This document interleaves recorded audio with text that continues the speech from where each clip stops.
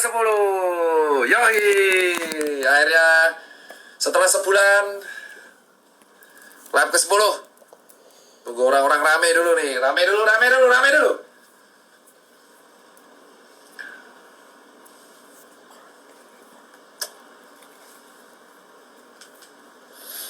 Terima kasih kawan-kawan. Fokus kita hari ini adalah solusi evaluasi kejadian setelah 9 yang terjadi.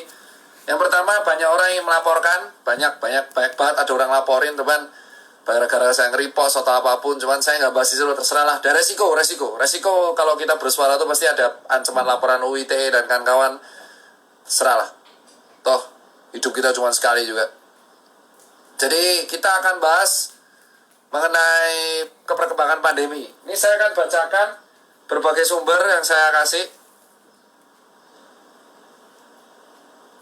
Jadi saya bilang ya, saya nggak mengatakan yang pertama adalah, aduh mana tadi?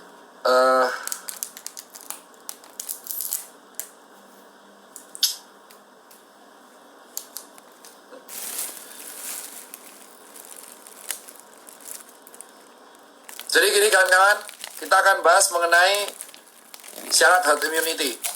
Jadi saya akan bacakan dari mayoclinic.org.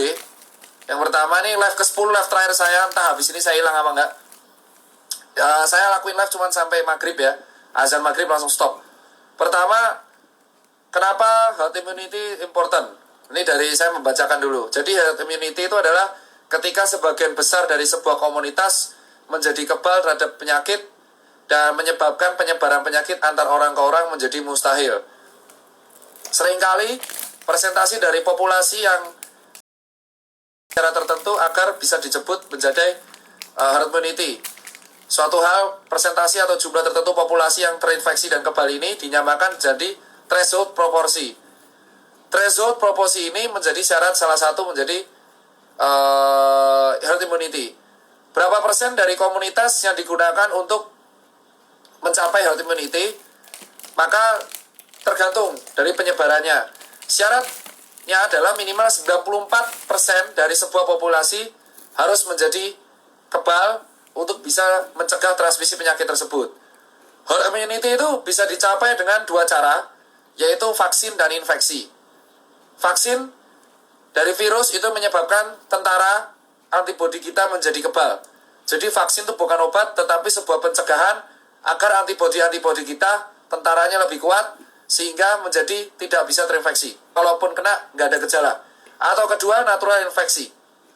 Nah, untuk sampai vaksin tersebut ada, maka syarat dari Mayo Clinic ini agar memperlambat penularan COVID-19 adalah mencegah gathering massal atau kerumunan. Kedua, mencegah kontak dekat. Ketiga, di rumah aja. Ini usul ya, ini saya baca jurnal ya. Terus mencuci tangan setiap waktu dengan sabun atau hand sanitizer, memakai masker di tempat area, contoh tempat pasar market dan kawan-kawan. Nah, ini dikeluarkan oleh Mayo Clinic. Nah, sekarang kita tahu kenapa saya bilang tolong dibuka pikirannya kawan-kawan sekalian.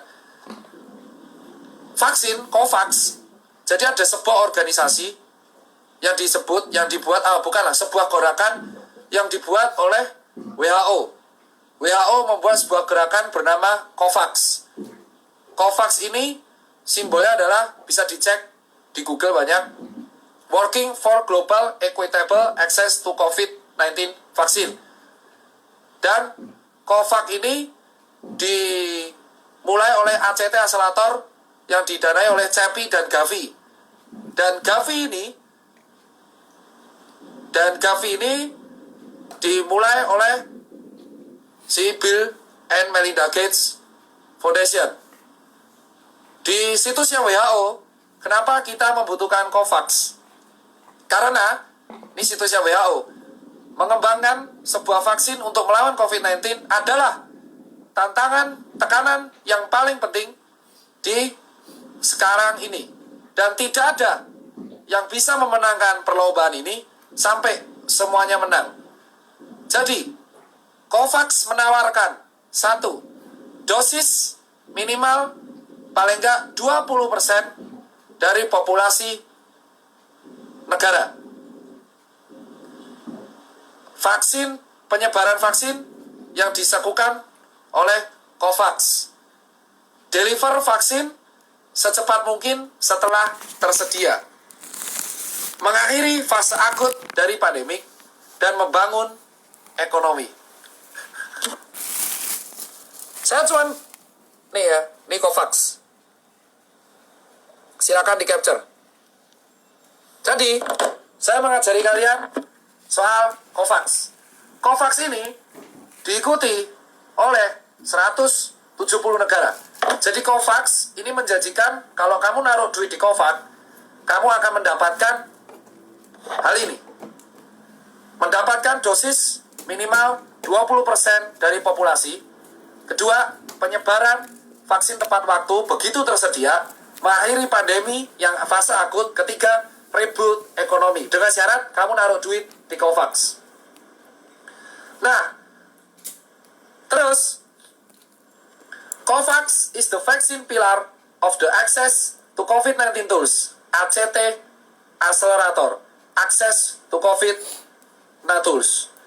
ACT Accelerator adalah sebuah kolaborasi global yang digunakan untuk mempercepat pengembangan, produksi, dan kesediaan akses untuk 3T, tes, treatment, dan tracing, dan vaksin ditambah.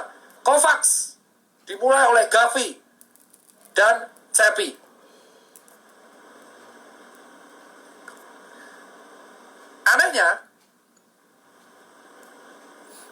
COVAX ini tuh intinya kayak koperasi, bro. Jadi COVAX itu semacam koperasi yang melibatkan banyak negara. COVAX merupakan sejenis koperasi yang melibatkan banyak negara.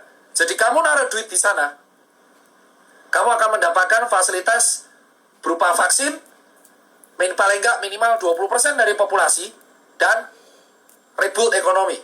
Dan saya baca di berita, benar, pada tanggal Oktober hari ini, Jumat Oktober 16, 2020, di berita nasional.kompas.com, Indonesia bakal dapat subsidi harga vaksin COVID-19 dari COVAX Facility, dijelaskan oleh Kemenlu, Direktorat Jenderal Kerjasama Multilateral Kemenlu, Febrian Alpianto Rudiat, yang akan mengatakan Indonesia mendapat subsidi dari vaksin Facility COVID-19 COVAX. Dan Indonesia mendapatkan 20% dari total populasi, sesuai dengan kata-kata COVAX. Dan dipertegas oleh Perpres Peraturan Presiden nomor 99 tahun 20 pasal 7 yang menegaskan kerjasama pasal 7 ayat 1 Perpres nomor 99 tahun 2020 yang ditandatangani oleh Menteri Hukum Yasona. Kerjasama dengan lembaga atau badan internasional sebagaimana dimaksud dalam pasal 4 ayat 1 huruf C dilakukan dengan lembaga atau badan internasional yang melakukan penawaran atau kerjasama penelitian, produksi, atau dan penyediaan vaksin COVID-19. Lembaga tersebut meliputi CEPI atau Coalition for Epidemic Preparedness Innovation, B. The Global Alliance for Vaccine and Immunization Gavi yang diinisiasi oleh Bill Gates, atau C. Lembaga badan internasional lainnya. Jadi, mau nggak mau, vaksin ini harus kita ambil. Terlepas vaksin ini wajib atau tidak, tapi dari Perpres kayaknya vaksinnya wajib. Tetapi, WHO menyatakan bahwa vaksin ini diutamakan untuk orang-orang yang beresiko. Dikatakan, berita yang viral hari ini dari Kompas dan mengatakan orang muda yang sehat bisa tidak dapat vaksin corona hingga 2022. Karena sesuai dengan apa yang dikatakan Pak Erlangga, ada daftar prioritas penerima vaksin COVID-19. Berdasarkan bahan presentasi yang disampaikan Ketua Komite Penanganan COVID-19 dan Pemulihan Ekonomi Nasional Erlangga Hartarto melalui konferensi pers virtual Senin 28 September 2020, pemerintah menargetkan ada 102.451.500 orang yang menjalani vaksinasi sepanjang 2021. Adapun kelompok pertama adalah orang yang berada di garda terdepan dalam menangani COVID-19. Target sasaran 1,31 juta orang, saya. Kelompok kedua, orang-orang yang kontak erat dengan pasien COVID-19. Target sasaran 50.000 orang. Kelompok ketiga, orang yang bertugas di pelayanan publik. Target sasaran 715.000 orang alias PNS. Kelompok keempat, masyarakat umum 92,28 juta orang. Kelompok kelima, tenaga pendidik atau guru. Target sasaran 4,36 juta orang. Kelompok keenam, ASN dan legislatif. Jadi, dari sini kita mengetahui bahwa nggak semua orang bisa dapat vaksin. Nah, maka dari Perpres 99 nomor 2020 yang kita bekerja sama dengan Gavi, yang kita disubsidi oleh COVAX, yang kita juga harus membantu penyebaran vaksin secara adil, maka diutamakan orang beresiko, anak muda sehat, jangan mimpi. Saya kelompok nomor 1. Cuman, ini kita akan bahas tentang COVID-19 ya.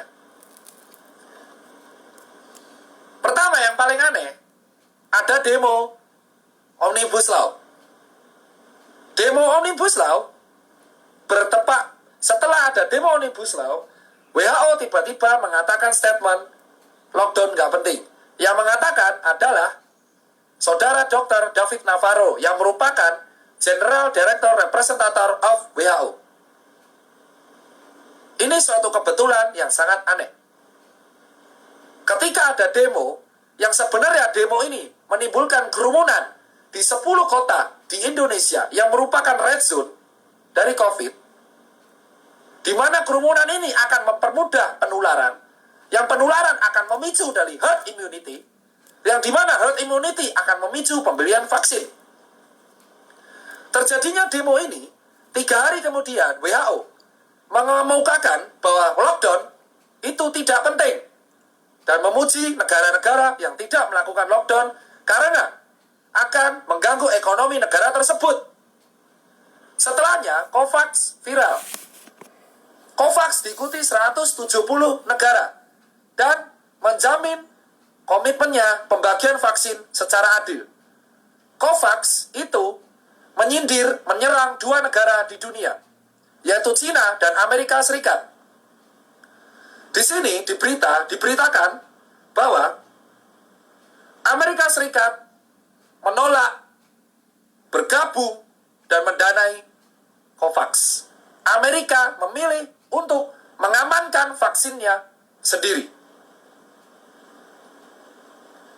Berita dari Washington Post, US says, saya tidak mungkin bergabung dengan pengembangan yang dilakukan oleh WHO, yaitu COVAX.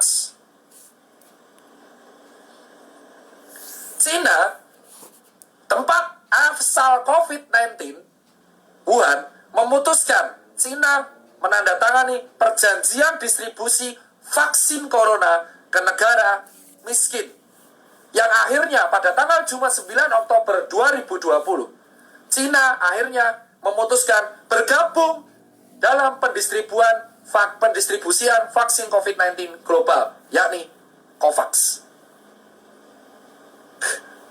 Berita ini muncul beberapa saat setelah demonstrasi. Demonstrasi dilakukan tanggal 8 Oktober 2020. China bergabung dalam distribusi vaksin per 9 Oktober 2020. Statement China untuk distribusi vaksin ke negara miskin itu Jumat 9 Oktober 2020. Ternyata logika liar saya mengatakan bahwa demo kemarin digunakan oleh para COVAX, elit global yang tergabung dalam COVAX 170 negara, dan ini bukan omong kosong.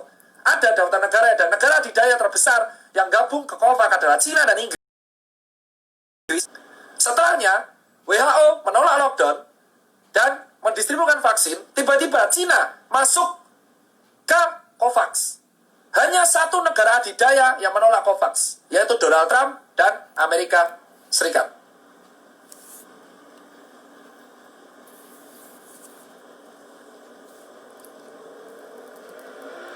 Jadi, sesuatu yang ingin saya sampaikan adalah COVID-nya ada. COVID merupakan virus. Virus yang merupakan perbatasan antara makhluk hidup dan benda mati.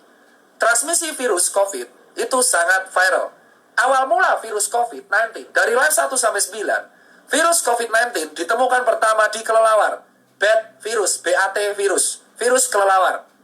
Yang komposisinya protein nukleotidanya mirip mencapai 95%. Karena orang-orang Wuhan suka makan kelelawar, virus tersebut viral di Wuhan.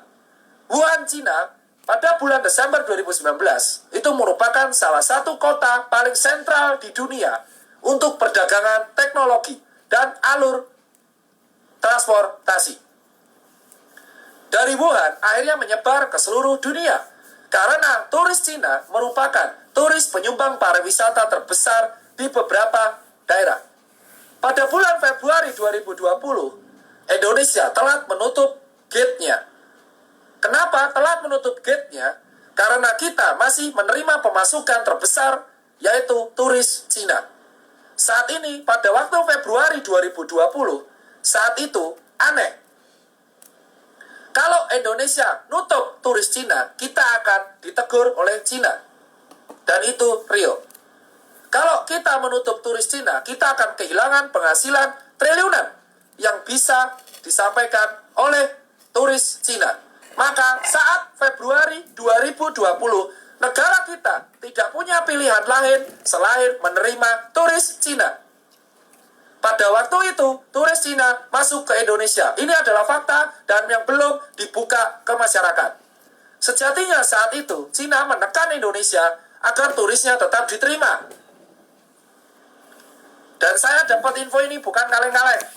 Jadi saat itu, pemerintah kita tidak ada pilihan selain membuka turis Cina. Saat itu COVID yang dibawa oleh turis Cina menyebar sangat masif di Jakarta dan di Bali. Lalu menyebar ke daerah-daerah lain. Untuk mengatasi COVID, sampai munculnya vaksin yang ternyata Bill Gates sudah join dan memulai Gavi dari tahun 1999. Seorang pengusaha teknologi melihat ceruk bisnis di balik vaksin. Bill Gates beberapa statementnya mengemukakan bahwa kelak manusia akan kelar karena virus pernafasan.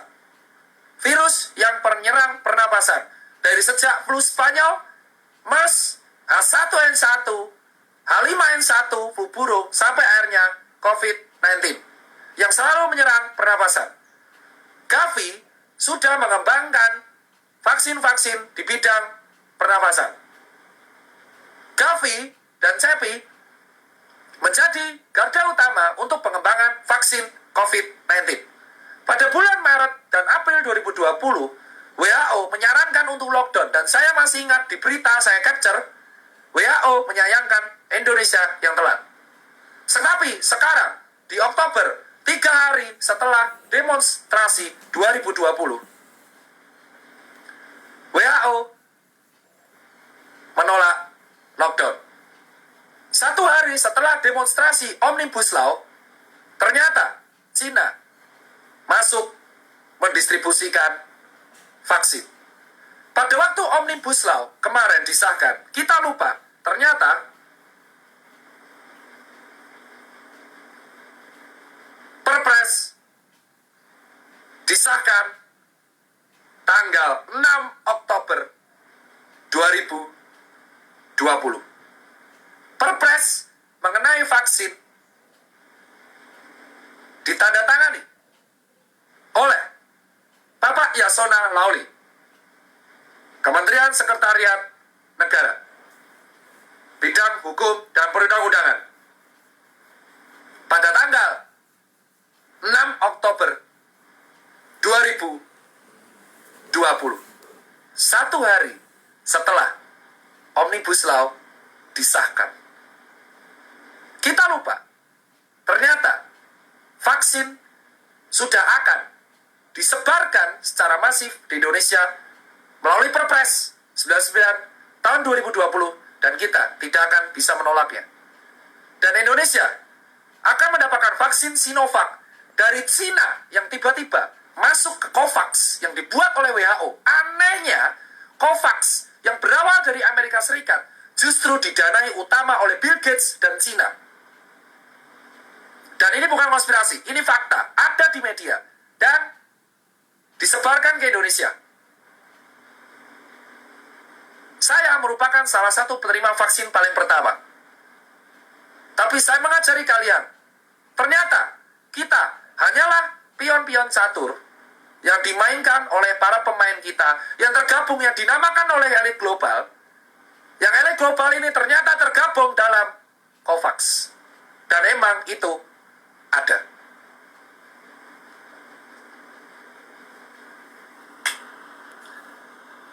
Ternyata demo-demo yang ada di Indonesia ternyata mengaburkan sebuah fakta bahwa kita sudah menandatangani fakta vaksin dengan COVAX dan Gavi, CEPI, WHO. Disebarkan oleh dua, yaitu Bio Farma dan KB Farma melalui Perpres 99 tahun 2020. Kalian mendebatkan Omnibus Law, tapi kalian lupa isu sesungguhnya adalah penyebaran vaksin yang dimulai dari November sampai 2022. Sejatinya, kita kesimpulannya adalah COVID-19 itu ada. COVID-19 masuk ke Indonesia kemungkinan secara disengaja oleh turis-turis dari Cina. Karena pada bulan Februari, negara kita tidak bisa menutup karena ada tekanan dari luar melalui turis-turis Cina yang menjadi penyumbang terbesar pariwisata di Indonesia. Kita diserang oleh COVID-19 yang menurut saya adalah senjata biologis yang secara masif meluluh rantakkan ekonomi dan kesehatan di Indonesia. Vaksin untuk COVID-19 dibuat oleh COVAX dan WHO dan akan disebarkan ke seluruh dunia. Indonesia masuk ke dalam COVAX. Satu-satunya negara yang menolak adalah Cina melalui Amerika Serikat melalui Donald Trump.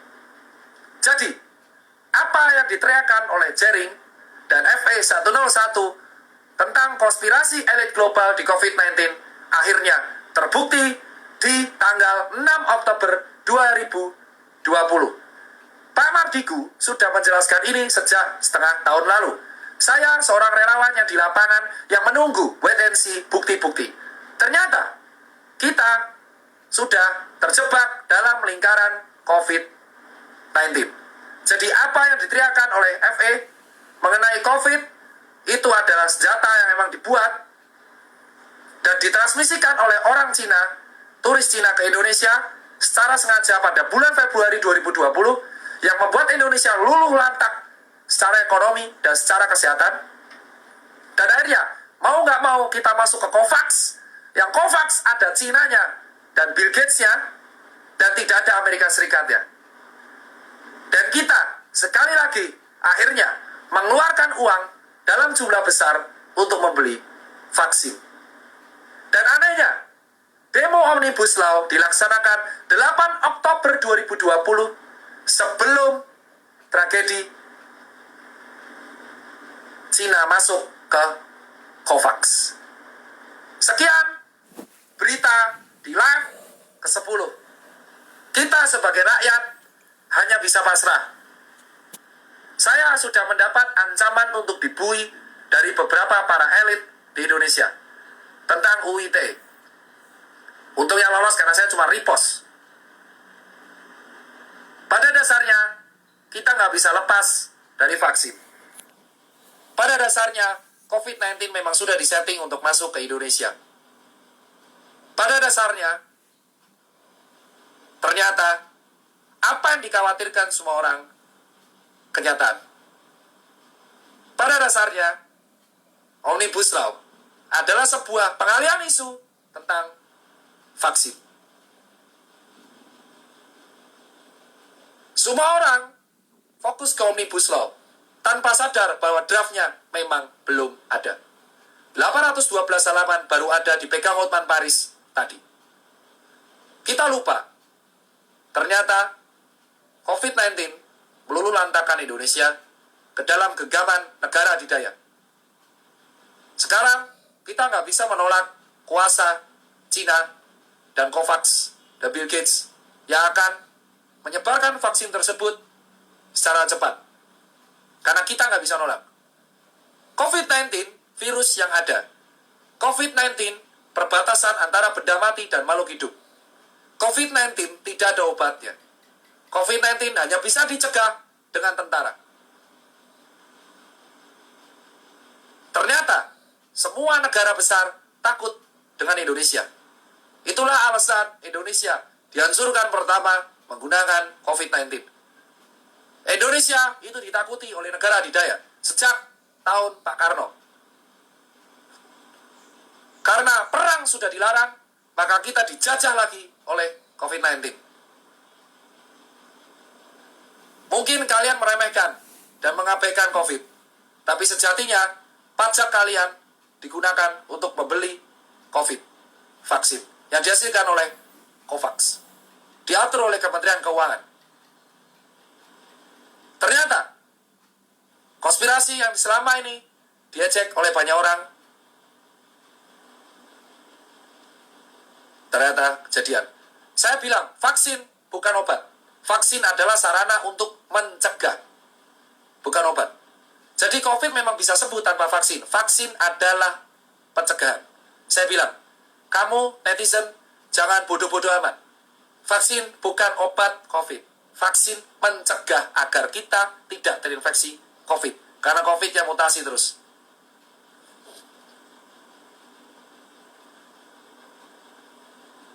Dan akhirnya,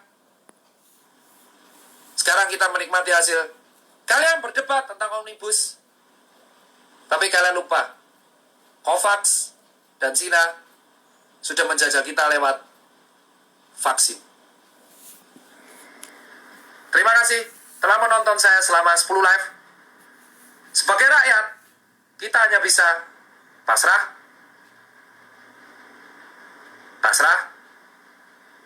dan hanya bisa membantu sesama rakyat. Kita nggak akan pernah bisa menolak vaksin. Mau kamu buat gerakan, tidak akan bisa menolak. Mau kamu menolak, nggak akan bisa. Kita terjebak dalam sistem. Dan kalian semua terfokus oleh Omnibus Law. Tapi lupa, vaksin akan sudah ke Indonesia menggunakan uang-uang rakyat, dan kita dikendalikan oleh Cina dan COVAX. Setelah saya bersuara kemarin, saya mendapatkan banyak ancaman laporan. WIT lah, ancaman lah. Saya nggak takut. Jika saya bersuara berakhir di bui seperti kalian-kalian saya, ya sudah. Yang penting, memang cara mencegah terinfeksi COVID itu vaksin. Sekian berita dari saya. Kita nggak akan bisa nolak vaksin, pasrah saja. Yang jelas, enjoy kalian semua yang berdebat dan lupa soal vaksin Perpres 99 tahun 2020. Selamat maghrib, sukses buat Kemenkes, Pak Terawan dan kawan-kawan. Gak usah adil sekali, karena sudah selesai, COVID di Indonesia sudah selesai, karena sudah ada vaksinnya. Kamu hadir apa enggak, Pak Terawan, untuk menenangkan? Saya nggak penting. Lebih penting, rakyat bisa makan. Tugasmu sudah ada, menyebarkan vaksin. Terima kasih buat semua yang telah melihat COVID drama di Indonesia. The end. Karena sudah ada vaksin. Selamat maghrib.